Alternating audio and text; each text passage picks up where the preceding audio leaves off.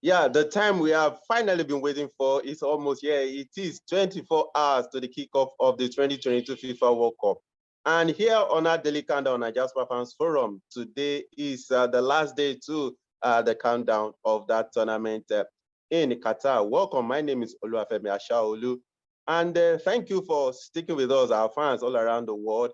It was a 30-day journey, and now today is going to terminate today, but never fret. Of course, we'll still be bringing you previews and review of games regarding Ghana and other African representatives at the tournament. Kayode Ogundare, welcome to the show. Thank you, Femi. It's always a pleasure.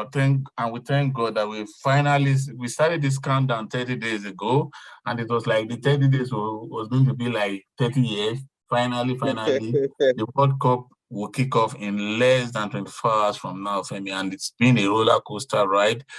We thank all the fans for staying with us, for keeping the faith with us. We like their constructive criticisms. We like the participation. We like the fact that they were always eager to see our videos drop. And for that, we cannot say too much thanks to them. And we can only assure them that as we go into the World Cup, they have not seen anything yet. We are just about starting. We are just about starting. Yeah. So thank you very much. Yeah, you can say that again. Yeah, thank you. I almost said you join us via video because I'm used to seeing you via the video. Very soon, course, probably before kickoff of the World Cup, you will start seeing me. And also, you cannot see me live in the studio.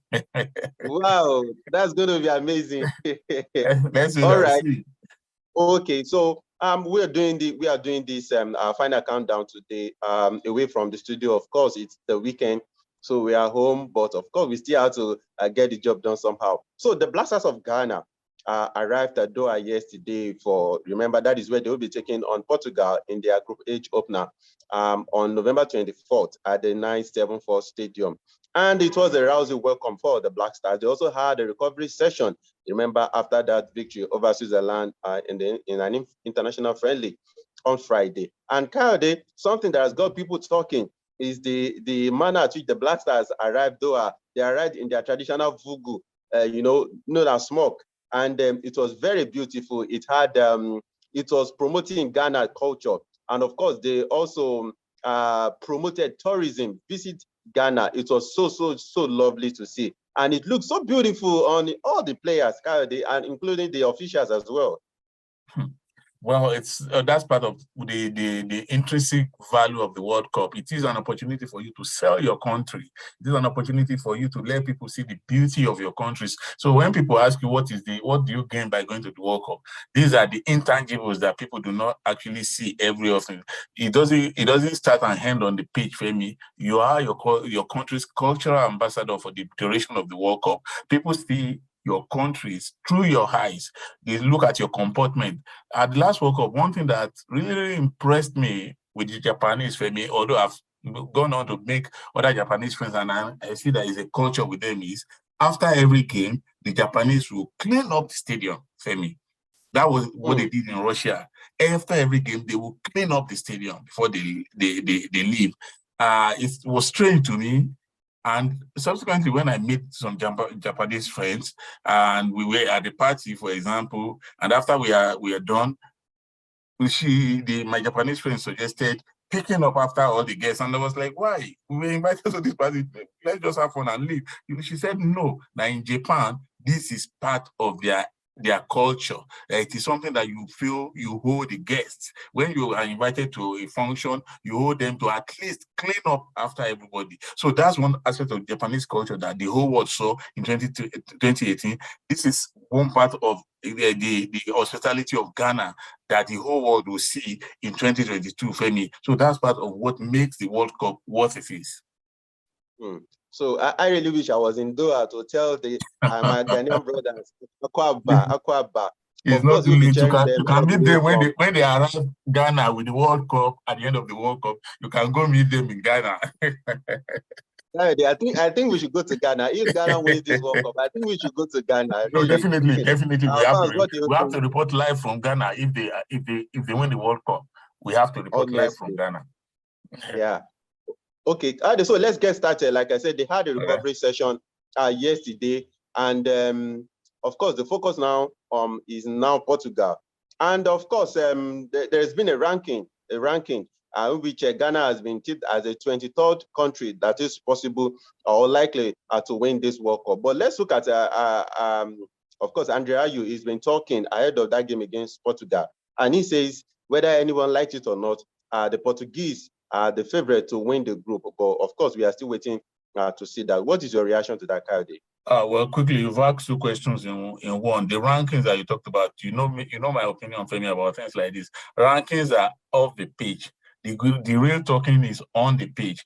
Any team can be ranked, and all teams are always ranked. But it doesn't follow the rule that you must finish the way you are ranked.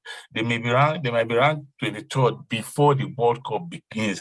Femi, but you know what? The action will actually start on Thursday when they play their first game. So every ranking will be out of the window at that time. And at the end of the day, when the World Cup is over, we'll see where they end up. But for me, I will not be worried. If I were you, I won't be worried about what ranking. Even if they say Ghana is the favorite to win the World Cup, I will still not be worried, because rankings are just that, rankings. It doesn't mean what makes the most important thing is what you actually do on the pitch of play. Having said that, you asked another question now. I'm getting old. Can you remind me? Talking about Ayew, talking about Portugal. Good, good. I get that now. Yeah, I think Ayew is being very, very modest. He's being professional. He's showing respect. It doesn't mean that he fears Portugal. It just means that he's showing respect to the opposition. That whatever happens, and maybe the most important thing is, even if Portugal qualifies ahead of Ghana or Ghana qualifies ahead of Ghana, the most important thing is that Ghana should be one of the two teams that will qualify from the group. That's the most important thing. At the end of the day, once you are out of the group, it doesn't matter whether you are first or second. You have equal chance. Although if you qualify like first, the chances of playing a team that is not as highly ranked as yourself will be there. But the most important thing, like I said, I like his professionalism. He's just being respectful to the opposition. One of the things I've always talked about Africans is the fact that we go before a game, we go into games saying it's do or die. We are here to kill. We are here to do this. You do not do that with opponents, Femi. You respect the opposition. You know what? Even when after the game, even when you have beaten a team, if you take a cue from these Europeans, even when they've beaten you 10-0, they will still say this was a very tough match. After they've beaten you 10-0, that is showing respect to the opposition. It is called professional courtesy, Femi. That's what Ayew is doing here. It doesn't mean that on that day you will now be so scared of Portugal that he will refuse to play. That is not what he means here. He's just trying to show respect to the opposition, and for that I agree with him. And on paper too, let's be candid.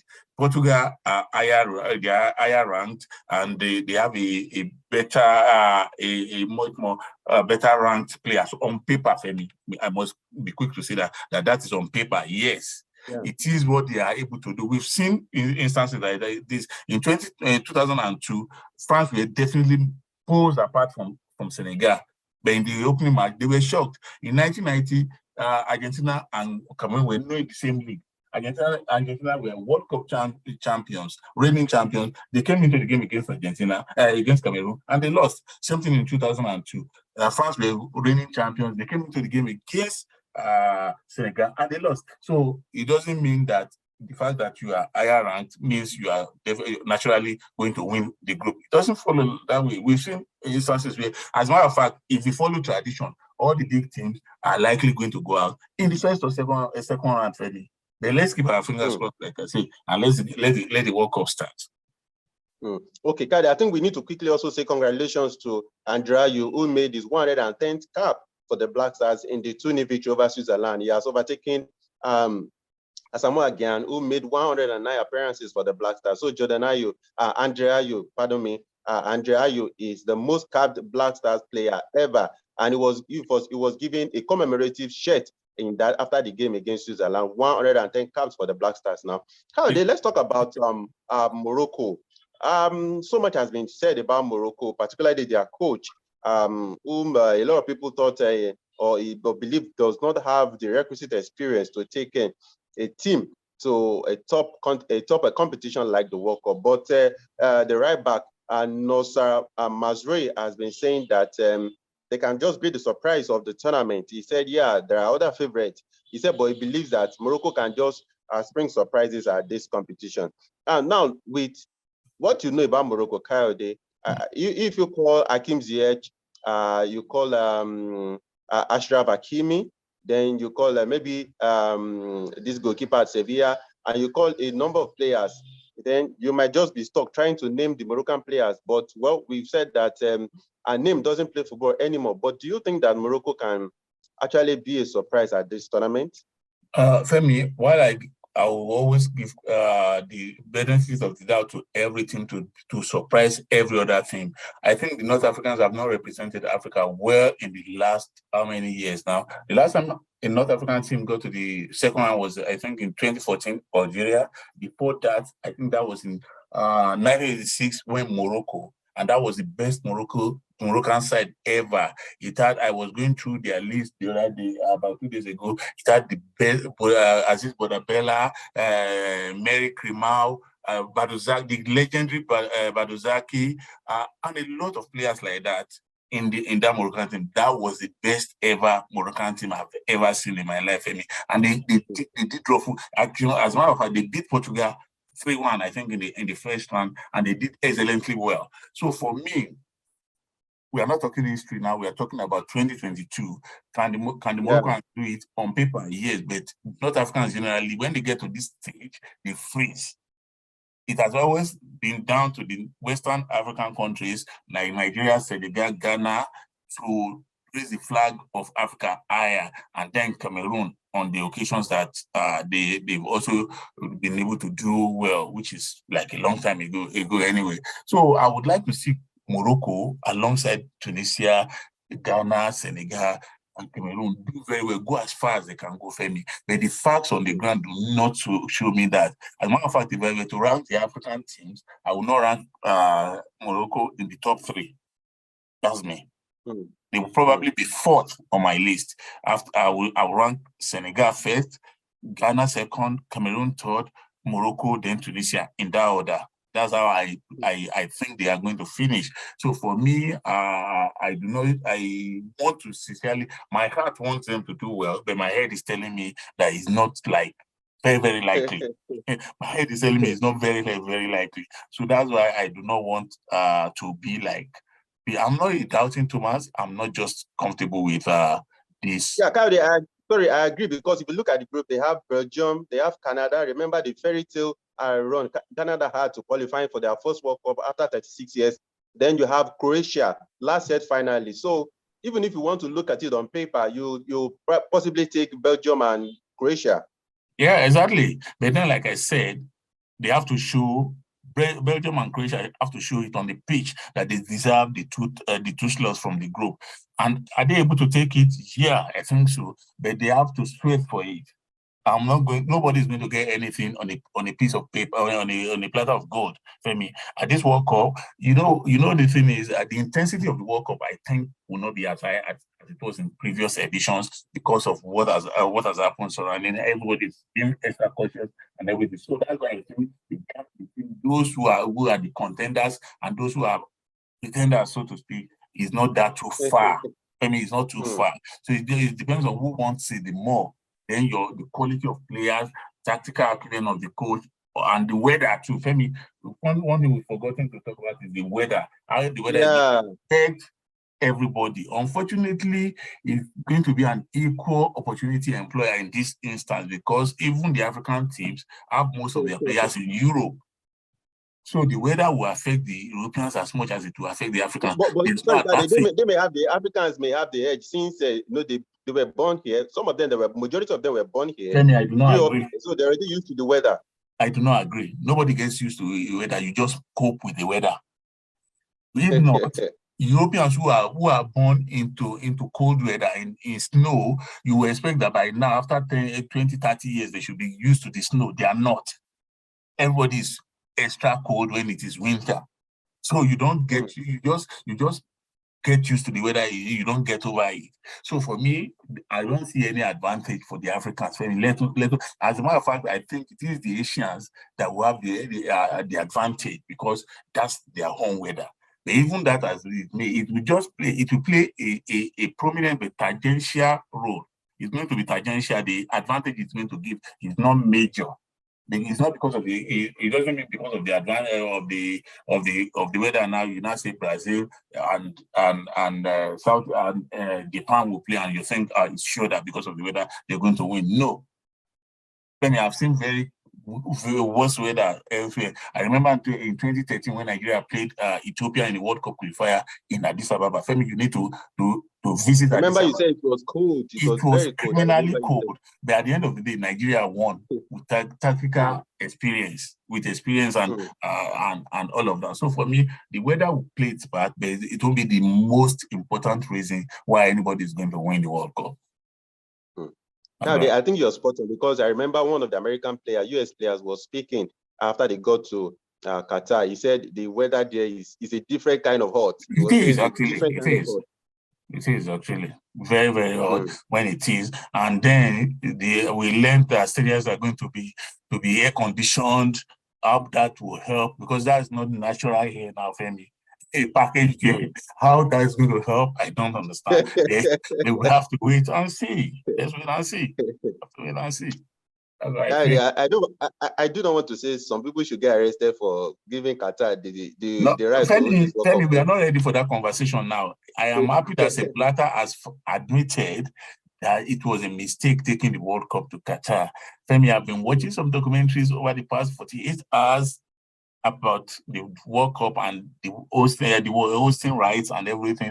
And I think some people should be in jail as we speak now. But that's a discussion for another day. Whatever it is, let us enjoy the World Cup in Qatar. Okay, as we round off now, we also hear news that the fan zone in Qatar has been cancelled, because I saw pictures of things that Budweiser had put together where fans can just go and enjoy themselves. I think the government of Qatar decided not to allow that to happen anymore. And they also said that only fans who lodge around the corporate areas or will be able to buy beer or alcohol. Let me say alcohol. Alcohol would not be allowed to be sold around the stadium. What is your impression about that, Kayode? It is part of the mistakes of taking the World Cup to Qatar. I do not aim to run down any religion. This is not about religion now. This is about commerce. FIFA knows how much they're going to lose now because Budweiser are their largest sponsors.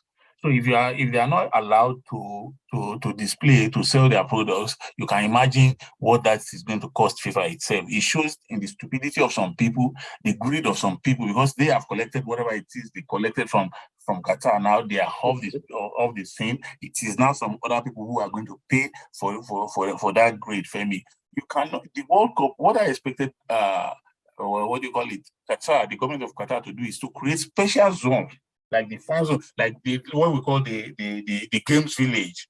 You create fan zone like that. And in Russia, they did something like that in Russia, where they created fan zones all over the stadium. Within the vicinity of the stadium, you could actually create zones where people can go and drink.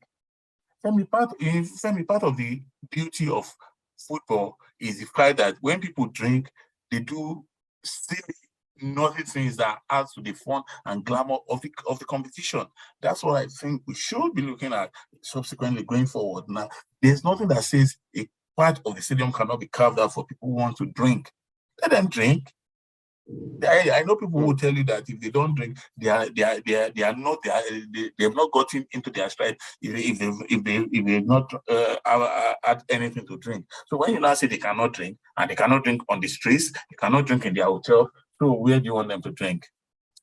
I am very afraid that the things we're going to remember this World Cup by will be much more in the negative column than in the positive column, regardless of what the football is on the pitch. Already we are thinking this is going to be a low-intensity World Cup because of people's fear for injuries and everything. Now, of the field where they could have compensated, you are still taking that joy away from me. I think it's really, really unfortunate, but it is what it is. We had like 12 years to correct this mistake. Nobody did. Now we are stuck with it. 12 this World Cup was awarded, the rights were awarded in 2009, and that's like 12, 13 years ago. Now we are here, down to the last day before kickoff. So we just have to get it over with. In 1 month, we are through, and everybody will go back to their lives. Okay, so I think Qatar just telling people traveling to their country to give up there, at least for the time being, for that they will be in days. that country. Exactly, that is it. Yeah. Kayode, it's been a pleasure having you on our countdown 30 days, and of course it terminates today, as well as James. James has also been on the show. It's been a pleasure having both of you right here on Nigeria's Papa and Squirrel. Exactly. Thank you very much, Fred. I appreciate the opportunity to be here. And like I said, I want the fans to look forward to much more incisive analysis as we go into the World Cup proper. There will be reviews and there will be previews. And in between, there will be tidbits that they would like about all the teams, especially the African teams, because that's our focus as always. All right, so our fans around the world, you heard it directly from the master himself. And thank you for sticking with us. Thank you for sticking with us from day one. And today is our 30th day. Of course, don't forget that the tournament will be kicking off tomorrow between host Qatar and Ecuador. And well, FIFA has released a lot of information regarding that game. So I think a lot of information has been made available on the FIFA website. And to Ghana, of course, Senegal will be playing their first game against the Netherlands on Monday. We'll be bringing you the preview, as you've heard from Kyle. And of course, we'll be looking at the review after the game. And no African country will be in action until Thursday, when Senegal will, by the grace of God, get that sweet result over Portugal. Because on a lot of front, I can't tell you I'm rooting for Portugal in that game. I have beef with someone in that Portuguese national team, and I can't wait for Portugal to get one over them for me. So, thank you very much. Thank you very much. Thank you very much for sticking with us 30 days. And here we are. Today is the final day of our countdown to the tournament. So see you in our preview of the game between Senegal and the Netherlands. Don't forget that Sadio Mane is out of this World Cup. So it will be interesting to see how Aliou Cisse will be dealing with that. Thank you very much. So until we come your way again with our preview in that game, Senegal, Netherlands. We'll catch all of you. I remain Oluwafemi Ashaolu. Bye until then.